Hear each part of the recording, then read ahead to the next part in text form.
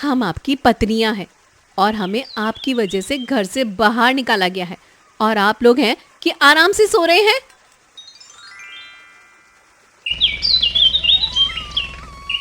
अरे भैया, जरा एक गिलास पानी ले आओ ना, बहुत प्यास लग रही है।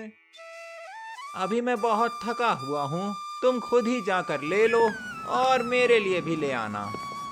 तुम दोनों दिन भर पड़े रहते हो, खा खा कर बस फैलते जा रहे हो। ये नहीं कि कुछ काम धंधा कर लो। पिताजी, आपने इतने पैसे कमा कर रखे तो हैं, फिर हमें क्या जरूरत है? जिंदगी भर क्या मेरी कमाई खाओगे क्या?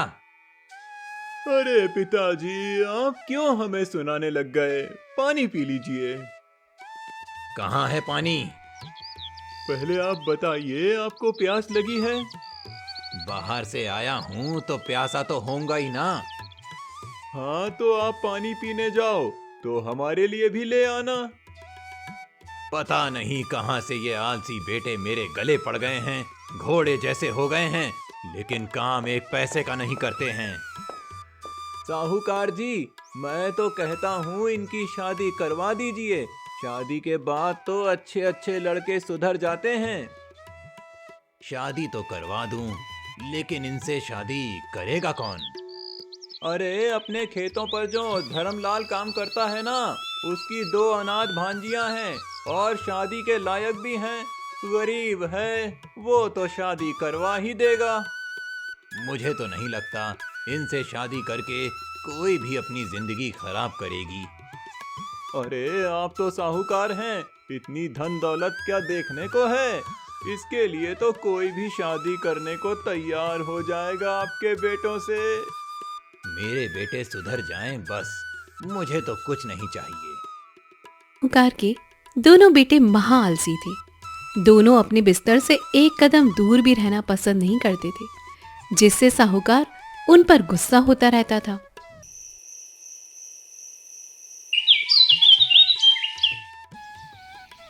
सुन भाई वीरेंद्र, हाँ बोलो भैया। कल मैंने बहुत दौड़ लगाई, मैं तो थक ही गया। लेकिन भैया, आप तो कहीं गए नहीं थे कल।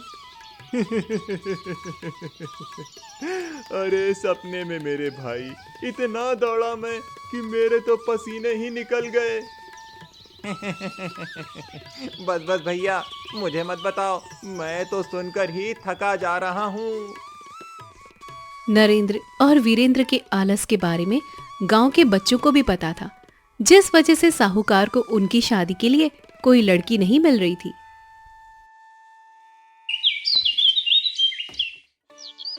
मालिक, आपने बुलाया मुझे? हाँ धर्मलाल, मुझे तुम ही सबसे अच्छे और ईमानदार आदमी लगते हो, और किसी पर तो मैं भरोसा ही नहीं कर सकता। क्या बात है मालिक, आपको कुछ चाहिए मुझसे? मैं अपने बेटों की शादी करवाना चाहता हूँ। तुमने देखा ही है, मेरे यहाँ रुपयों पैसों की कोई कमी नहीं है, तो तुम जरा देखो कोई अच्छी लड़की हो। मैं जरूर बताऊंगा। अब तो धर्मलाल के कानों में बात चली गई, वो जरूर ही अपनी भांजियों का रिश्ता लेकर आएगा मेरे पास। धर्मलाल अपनी पत्नी सुनीता, बेटे जगन और अपनी 2 भांजियों प्रिया और मीता के साथ रहता था। मीता और प्रिया के माँ बाप बचपन में ही गुजर गए थे। तब से वो दोनों अनाथ बहनों को अपने मामा और मामी का ही सहारा था।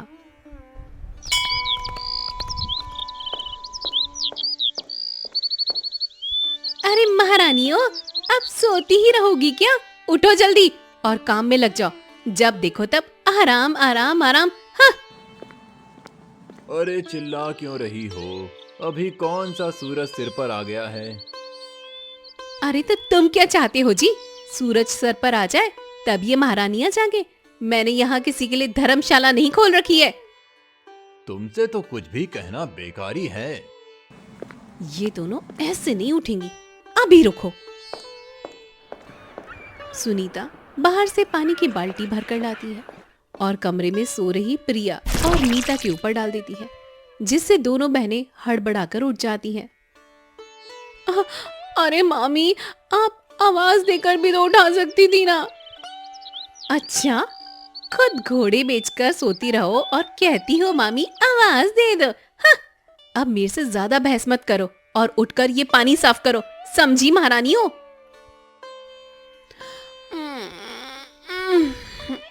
मामी, हम रोज उठकर वक्त पर काम तो कर देते हैं, लेकिन आपका चिल्लाना बंद ही नहीं होता है। आहाहाहा, मैं चिल्लाती हूँ?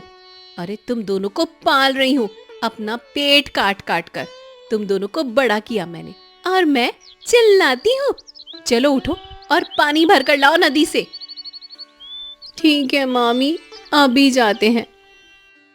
प्रिया और मीता उठकर नदी से पानी लाने चल देते हैं। दीदी, ओ दीदी, ये मामी हम पर इतना गुस्सा क्यों करती है? कभी जगन भैया पर तो नहीं चिल्लाती है? क्योंकि जगन भैया उनके बेटे हैं और हम क्या दीदी? और हम तो अनाथ है ना। अगर हमारे माँ बाबा होते तो वे हमें प्यार करते, नौकरों की तरह काम थोड़ा ना करवाते हमसे। कोई बात नहीं दीदी, मैं हूं ना, मैं आपका ख्याल रखूंगी। और मैं तेरा। चल, अब जल्दी से नदी पर चलते हैं, नहीं तो देर से पहुंचेंगे तो मामी फिर से चिल्लाएगी। हाँ, फिर कहेगी तुम दोनों क्या नदी में डूब गई थी जो इतनी देर लगा दी आने में। दोनों बहनें हंसते हुए नदी पर पहुंच जाती हैं और पानी भरकर घर पर लौट आती हैं। तुम दोनों एक काम करने में इतना वक्त लगाती हो, अब जल्दी से खाना बना दो, तुम्हारे मामा को खेतों पर जाने में देर हो रही है। ठीक है मामी, अभी बना देते हैं। प्रिया और मीता खाना बनाने लगती हैं और खाना बनाकर अपने मामा के लिए खेतों पर लेकर जाने लगती हैं। अब क्या दोनों जाओगी खाना देने के लिए? मीता तू जा, और प्रिया तू जाकर जंगल से लकड़ियां लेकर आ। अभी जाती हूँ मामी। अरे माँ, प्रिया को जंगल क्यों भेज रही हो? मैं चला जाता हूँ ना। तू चुपचाप अपनी पढ़ाई कर, बड़ा आया जंगल जाएगा। जगन चुपचाप अपनी पढ़ाई में लग जाता है और दोनों बहनें अपने अपने काम पर निकल जाती हैं। मीता खाना लेकर खेतों पर आ जाती है। उसके मामा जी गांव के साहूकार के खेतों में मजदूरी किया करते थे। मामा जी, मैं आपके लिए खाना लेकर आई हूँ। अरे तुझे कितनी बार कहा है, तू यहाँ मत आया करना। मामी जी ने कहा था। अच्छा ठीक है, अब जा यहाँ से। मीता वापस जाने लगती है, तभी वहां पर साहूकार आ जाता है।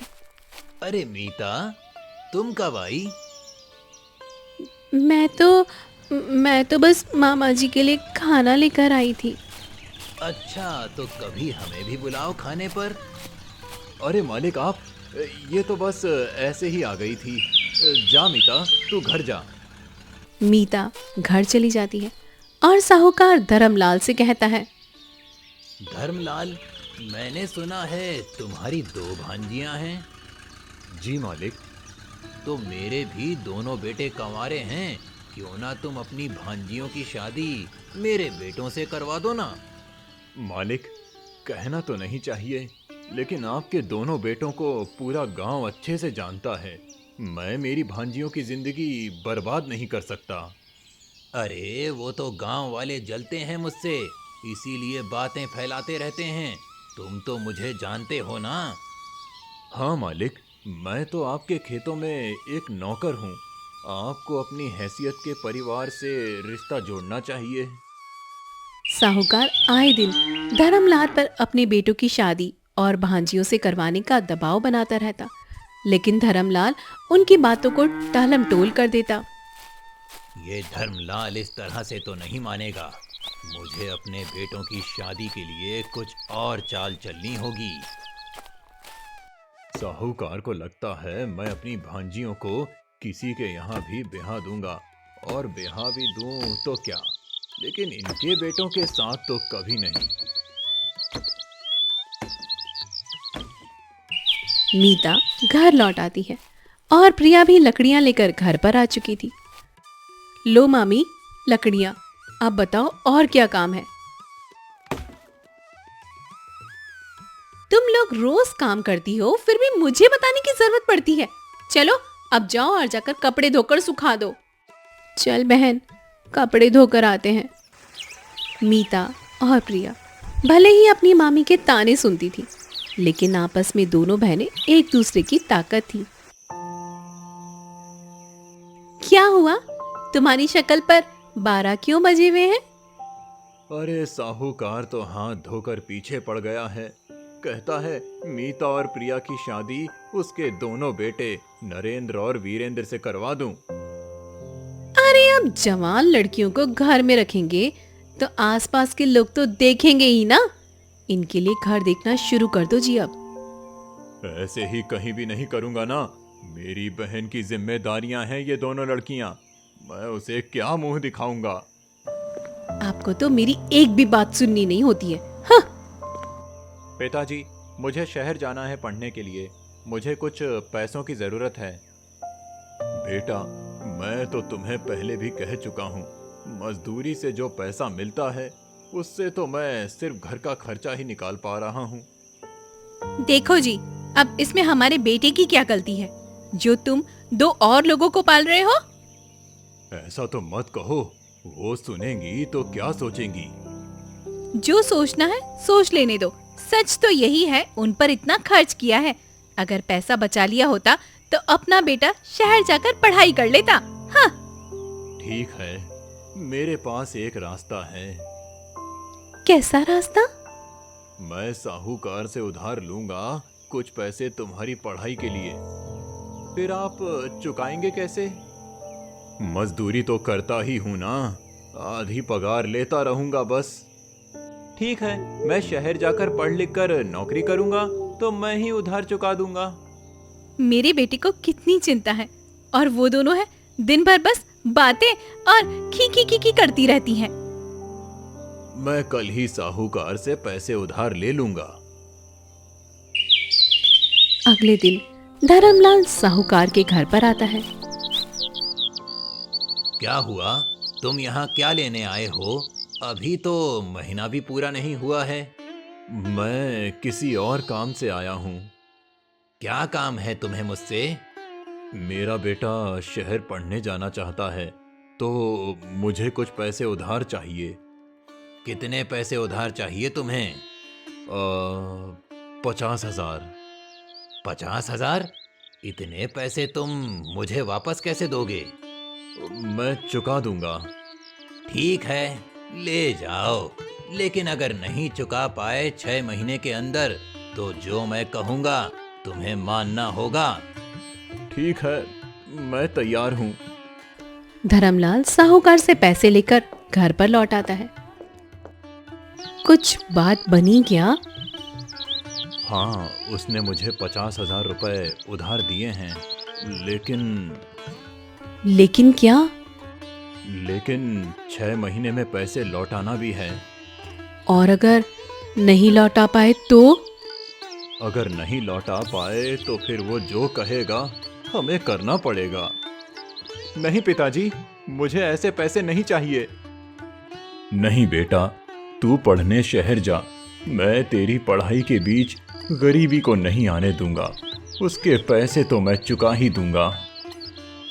जगन पैसे लेकर शहर पढ़ने चला जाता है और धर्मलाल दिन रात साहूकार के खेतों में मेहनत करता है। मामा जी कितनी मेहनत कर रहे हैं, जगन भैया की जल्दी से नौकरी लग जाए बस। हाँ, सही कह रही हो, 1 महीना ही रह गया है। अगर मामा जी ने पैसे नहीं चुकाए तो पता नहीं क्या होगा। देखते ही देखते 1 महीना भी निकल जाता है और साहूकार धर्मलाल को अपने पास बुलाता है। धर्मलाल, तुम्हें पता तो चल ही गया होगा कि मैंने तुम्हें यहाँ क्यों बुलाया है। जी मालिक। तो फिर लाओ मेरे 50,000 रुपए। मालिक, मैं 6 महीने से आपके यहाँ ही तो काम कर रहा हूँ। ले देकर ये 20,000 रुपए ही जमा कर पाया हूँ। अगर आप 1 साल की मोहलत और दे दें तो मैं आपको आपके पैसे लौटा दूंगा। नहीं, बात तो 6 महीने की हुई थी ना। अब मुझे मेरे पैसे ला कर दो। मेरे पास पैसे नहीं हैं, मैं नहीं दे पाऊंगा। अच्छा ठीक है, फिर शर्त माननी होगी तुम्हें। अब तुम्हें वही करना होगा जो मैं कहूंगा। बताइए, आपके लिए मैं क्या कर सकता हूँ? मेरे बेटों की शादी अपनी भांजियों से करवा दो। क्या? लेकिन लेकिन वेकिन कुछ नहीं। अगर शादी नहीं करवानी है तो मुझे मेरे पैसे लाकर दे देना कल तक। मैं चलता हूँ। धर्मलाल उदास मन से अपने घर पर लौट आता है। क्या हुआ? साहूकार ने कुछ कहा क्या? उसने पैसे मांगे तुमसे? हाँ, उसने पैसे मांगे। फिर तुमने क्या कहा? मैंने नहीं, उसने कहा। उसने कहा कि अगर कल तक पैसे नहीं लौटा पाए तो प्रिया और मीता की शादी नरेंद्र और वीरेंद्र से करवानी होगी। क्या बात कर रहे हो? हाँ, मुझे तो कुछ समझ नहीं आ रहा है, क्या करूं? वैसे एक तरह से देखा जाए तो यही सही है। कौन सी तरह से ये देखने पर सही लग रहा है? मुझे भी दिखाओ। देखो, तुम्हारी बहन भी यही चाहती थी कि उनकी बेटियों की शादी किसी अच्छे घर में हो जाए। हाँ, सही कहा। तो साहूकार के लड़के बस आलसी ही है ना? शादी के बाद तो सभी सुधर जाते हैं जी।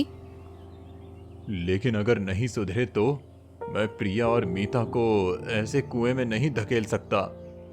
तो फिर तुम कल तक पैसे कहाँ से लाओगे? मुझे तो कुछ समझ नहीं आ रहा है। तुम सामने से आए इतने अच्छे रिश्तों को लात मार रहे हो जी। ऐसा कैसे कर सकते हो तुम? प्रिया और मीता की शादी की उम्र भी हो गई है अब। शायद तुम ठीक ही कहती हो।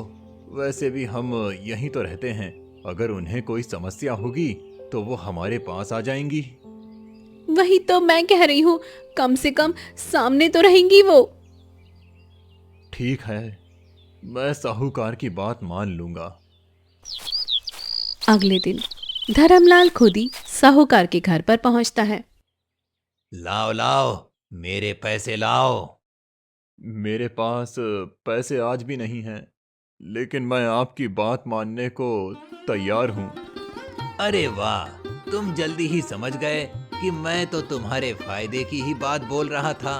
अब देखो, तुम्हारी भांजियों को इतना अच्छा ससुराल मिल जाएगा। जी मालिक। अरे, अब तो तुम मेरे रिश्तेदार बनने वाले हो। मैं शादी की तैयारियां करवाता हूँ। साहूकार नरेंद्र की शादी मीता से और वीरेंद्र की शादी प्रिया से करवा देता है। मुनीम जी, अब तो नरेंद्र और वीरेंद्र कुछ काम करने लगेंगे। हाँ मालिक, मुझे भी लगता है अब इन पर जिम्मेदारियां आई हैं तो ये जाग ही जाएंगे। मीता और प्रिया अपने ससुराल में आ जाती है।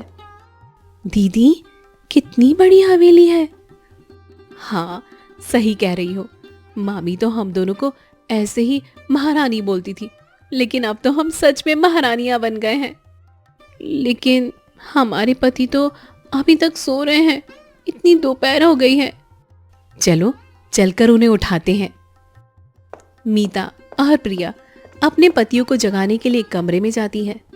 सुनिए जी, अरे नरेंद्र जी, उठिए ना, सुबह हो गई है। क्या हुआ? तुम इतनी सुबह सुबह क्यों चिल्ला रही हो? सुबह सुबह? अरे अब तो दोपहर हो गई है। आपको काम पर नहीं जाना क्या? कौन सा काम? पिताजी ने लगा तो रखे हैं मजदूर। आप कुछ नहीं करते क्या? सब कुछ ससुर जी संभालते हैं? सच में? हाँ, पिताजी बहुत ही काबिल आदमी हैं। वो सब संभाल लेते हैं। तुम भी आराम करो। मीता को अपने पति की कुछ भी बात समझ नहीं आती। वो कमरे से बाहर आती है और हवेली में यहाँ वहां घूमने लगती है, जबकि प्रिया अभी भी वीरेंद्र को जगाने में लगी हुई थी। वीरेंद्र जी, कितनी देर से कह रही हूँ, आप उठ जाइए, नहा लीजिए। आप हैं कि बिस्तर छोड़ ही नहीं रहे हैं। अरे प्रिया, रोज रोज कौन नहाता है? कल तो नहाया था मैंने। अभी मुझे बहुत नींद आ रही है, सोने दो ना। दोपहर के खाने का वक्त हो गया है जी, आप सो कैसे सकते हैं? खाना तो मैं शाम को भी खा लूंगा, लेकिन अभी नींद बहुत अच्छी आ रही है, मुझे सोने दो। नहीं, आप अभी उठिए और नहाने जाइए। अच्छा, तो तुम एक काम करो, तुम यहाँ पर ही थोड़ा सा पानी ला दो, मैं मुंह धो लेता हूँ। क्या? यहाँ पर ही? इससे तो अच्छा आप सोते ही रहिए। प्रिया भी परेशान होकर कमरे से बाहर निकल आई। दीदी, ये तो बहुत ज्यादा आलसी हैं। कहते हैं बिस्तर पर ही पानी दे दो, मुंह धो लेंगे। ये तो कुछ भी नहीं है प्रिया, मेरे पति तो ससुर जी की कमाई के भरोसे बैठे हुए हैं। ऐसे कैसे चलेगा दीदी? ये दोनों तो कुछ भी काम नहीं करते हैं। शायद कुछ दिनों में सब कुछ बदल जाए। हाँ दीदी, अब हम कर भी क्या सकते हैं? मीता और प्रिया सारा दिन बस नरेंद्र और वीरेंद्र की सेवा में लगी रहती। वो दोनों कमरे से ही आवाजें लगाते और काम करवाते रहते। अरे दीदी, मैं तो थक गई हूँ उनकी सेवा करते करते। ये तो सच में अपने आप को पति परमेश्वर मारकर बैठ गए हैं। हाँ, और ये तो अब कहने लगे हैं कि मैं उन्हें हाथों से खाना खिलाऊं। अब खुद के हाथों से खाना खाने में भी थकने लगे हैं ये। इसीलिए मामा जी इस रिश्ते के खिलाफ थे। ये सब मामी जी की वजह से हुआ है। अब ये तो हमारी किस्मत है कि जो हमें ऐसे निठल्ले पति मिल गए हैं। प्रिया और मीता अपने पतियों के काम कर करके काफी ज्यादा थक चुकी थी, लेकिन दोनों कर भी क्या सकती थी।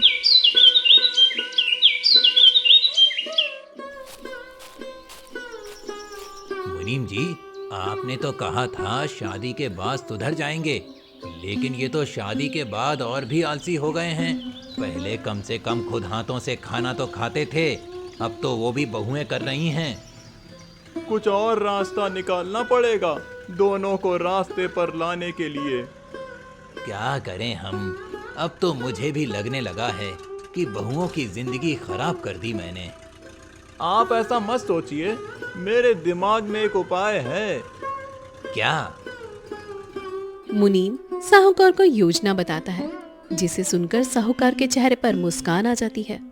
अगर ये योजना काम कर गई तो एक खेत तुम्हारे नाम कर दूंगा। आप चिंता मत कीजिए, ये योजना काम करेगी। अगले दिन साहूकार गुस्सा करते हुए चिल्लाने लगता है। नरेंद्र, वीरेंद्र, तुम दोनों अभी कमरे से बाहर आओ। क्या हुआ पिताजी, आपने क्यों बुलाया है? वीरेंद्र, जल्दी आओ। वीरेंद्र, जल्दी आ, मुझसे इतनी देर तक खड़ा नहीं रहा जाएगा। हाँ, आ रहा हूँ भैया। वीरेंद्र अपनी कुर्सी को खिसकाता हुआ वहां पर आया। अब बताइए पिताजी, क्या बात है? मैंने सोच लिया है, तुम दोनों तो कोई काम करोगे नहीं और इसी तरह मेरा पैसा बर्बाद करते रहोगे। मैं तुम जैसे आलसियों को अपने घर में जगह नहीं दे सकता, इसीलिए अभी के अभी तुम दोनों यहाँ से निकल जाओ। क्या पिताजी, आप भी मजाक कर रहे हैं सुबह सुबह? मैं कोई मजाक नहीं कर रहा हूँ, तुम्हें यहाँ से जाना होगा। खुद जाते हो या फिर अभी आदमियों को बुलवाऊं? लेकिन ये हमारा भी तो घर है। इसमें तुम्हारी कमाई का 1 रुपया भी नहीं लगा है। ये घर, रुपया, पैसा और ये कुर्सी जिस पर तुम बैठे हो, ये सब मेरा है। अब तुम लोग निकल जाओ मेरे घर से। लेकिन ससुर जी, हम रहेंगे कहाँ? वो सब मैं नहीं जानता, तुम चारों बस अभी के अभी मेरे घर से निकल जाओ। चल प्रिया, नरेंद्र जी चलिए। वीरेंद्र जी, आप क्या कुर्सी पर ही बैठे रहेंगे? अब निकलिए घर से। साहूकार अपने बेटे और बहुओं को घर से निकाल देता है। प्रिया और मीता नरेंद्र और वीरेंद्र को लेकर नदी के पास आ जाती हैं। दीदी, ये जगह बढ़िया है अपना ससुराल बनाने के लिए, अपने झोपड़े के लिए। हाँ, जगह तो अच्छी है, लेकिन झोपड़ा बनेगा कैसे? हम अकेले तो तैयार नहीं कर सकते ना। वो देखो, हम इतने परेशान हैं और इन दोनों को कैसे नींद आ रही है। अब तो वही करना पड़ेगा। हाँ, मामी का पानी फेंको और नींद भगाओ उपाय। दोनों नदी से पानी लेकर आती हैं और अपने अपने पति के ऊपर फेंक देती हैं, जिससे दोनों जाग जाते हैं। अरे, हम घर से बाहर आ गए हैं। हाँ भैया, अब तो अपने पास इस पेड़ के अलावा कुछ नहीं है। हम आपकी पत्नियां हैं और हमें आपकी वजह से घर से बाहर निकाला गया है, और आप लोग हैं कि आराम से सो रहे हैं। तो तुम क्या चाहती हो, हम लोग क्या करें? अगर आप लोगों को खाना खाना है तो पहले रहने की व्यवस्था करो और राशन लेकर आओ, नहीं तो हम अपने मायके चले जाएंगे। भैया, अगर ये चली गई तो हमें खाना कौन देगा? बताओ, क्या काम करना है? झोपड़ी बनाओ पहले यहाँ पर। मीता और प्रिया अपने पतियों को मायके जाने की धमकी देकर काम करवाने लगती है। थोड़ी ही देर में नदी के किनारे उनकी झोपड़ी बनकर तैयार हो जाती है। लो, हो गई रहने की व्यवस्था। अब हमें सोने दो। इतना सा काम करके आप लोग थक गए हैं, अभी तो खाने का कोई इंतजाम भी नहीं हुआ है। अरे, तो हमारे पास पैसे थोड़ी ना हैं, और हमने कभी कमाए भी तो नहीं हैं। हम कहाँ से लाएं राशन? दीदी, इन्हें पैसे कमाने भी नहीं आते, अब क्या करें। काम तो कोई छोटा बड़ा नहीं होता है, बस इन्हें काम करना आना चाहिए।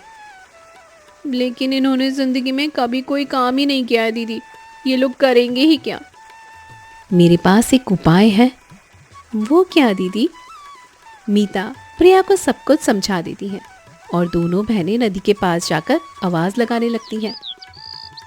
घर तक पानी पहुंचाएं बस 10 रुपए में। अगर थक गए और टूट गई है कमर पानी से बाल्टी उठा उठाकर, तो लाओ सिर्फ 10 रुपए और पानी पहुंचेगा सीधा आपके घर। आओ आओ जल्दी आओ, मौके को मत गवाओ।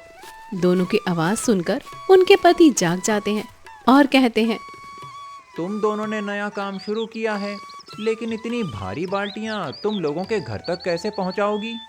आपसे किसने कहा कि हम पहुंचाने वाले हैं? हाँ, ये सब तो बस आपके लिए हम दोनों कर रहे थे। हम नहीं करेंगे ये काम। ठीक है, मत करो। चल प्रिया, अपने घर चलते हैं। नहीं नहीं, रुक जाओ, हमें छोड़कर मत जाओ। हम कर देंगे ये काम। प्रिया और मीता लोगों को बुलाने लगती है और उन्हें 10-10 रुपए देने लगती है। बदले में वीरेंद्र और नरेंद्र पानी की बाल्टियां लोगों के घर पर पहुंचाने लगते हैं। शाम तक प्रिया के पास काफी सारे पैसे इकट्ठे हो जाते हैं। दीदी, अब तो राशन भी आ जाएगा अपना, तो चल बाजार चलते हैं। दोनों बहनें बाजार से राशन लाकर खाना बना देती हैं और अब तक नरेंद्र और वीरेंद्र भी लौट आए थे। बस, अब और नहीं, अब मैं बहुत थक गया हूँ। लीजिए, गरम गरम खाना खा लीजिए। अरे वाह, इतना सब राशन कहाँ से आया? ये सब तो आप लोगों की कमाई से ही आया है। क्या ये इतने पैसे हमने कमाए? और क्या, ये सब आपकी ही तो कमाई है। देख रहे हो भैया, पैसे कमाना तो इतना आसान है। हाँ, सही कहा। पिताजी तो बस ऐसे ही अपने पैसों की अकड़ दिखाते हैं। अब जल्दी से खा ले, और सुबह भी हमें काम करना है। प्रिया और मीता अगले दिन भी अपने पतियों से काम करवाती हैं और कुछ और पैसे कमा लेती हैं। दीदी चलो, घर से निकाले जाने का कुछ तो फायदा हुआ, ये दोनों काम तो करने लगे। और क्या, काम तो सब करते हैं, बस करवाने वाले में दिमाग होना चाहिए। सही कहा दीदी आपने। 1 महीने तक दोनों भाई यही काम करते हैं और 1 महीने के बाद साहूकार अपने बेटों से मिलने नदी किनारे आता है। अरे ससुर जी, आइए ना ससुर जी। नरेंद्र और वीरेंद्र नहीं दिख रहे हैं, सो रहे हैं क्या? नहीं नहीं ससुर जी, वो तो काम पर गए हैं। क्या कहा, काम पर गए हैं? हाँ ससुर जी। लेकिन उन काम चोरों को काम क्या मिला है? उन्हें तो कुछ आता ही नहीं। हाथ पैर तो ठीक ही है ना उनके, इसलिए उन्हें पानी भरने के काम पर लगा दिया हमने। अब वो नदी से पानी लेकर लोगों के घर पर पहुंचाते हैं। चलो ये तो अच्छा हुआ, मुनीम जी की बात मानकर ठीक ही किया मैंने। कौन सी बात? यही कि लड़कों की शादी करवा दो तो वो सुधर जाते हैं। अच्छा, तो ये बात है। लो, वो दोनों भी आ गए। अरे पिताजी, अब क्या आप हमें यहाँ से भी निकालने आए हैं? नहीं नहीं, मैं तो बस तुम सबको घर वापस बुलाने आया हूँ। नहीं, हमें नहीं आना। आप रखिए अपनी धन दौलत अपने पास, हम अपनी कमा लेंगे। अरे बेटा, तुम लोगों को काम करना ही है तो अपने खेतों में करो ना, क्यों दूसरों के लिए काम करते हो? ससुर जी सही कह रहे हैं। चलिए हम सब अपने घर पर वापस चलते हैं। अगर तुम भी यही चाहती हो तो ठीक है, हम अपने घर चलते हैं। लेकिन भैया, यहाँ नदी के किनारे बहुत अच्छा लगता है रहने में। हम जब पैसे कमा लेंगे तो अपना घर यहीं बनवाएंगे। हाँ, मुझे भी नदी किनारे ही ससुराल चाहिए अपना। अरे ठीक है, लेकिन अभी तो अपने घर चलो तुम सब। तुम लोगों के बिना घर बहुत सूना है। चलिए ससुर जी, घर चलते हैं। साहूकार अपने बेटे और बहुओं को वापस ले आता है और अब तो उनके बेटे सुधर ही चुके थे। मीता और प्रिया भी खुश थे कि उनके पति कामचोर नहीं बल्कि अब मेहनती बन चुके।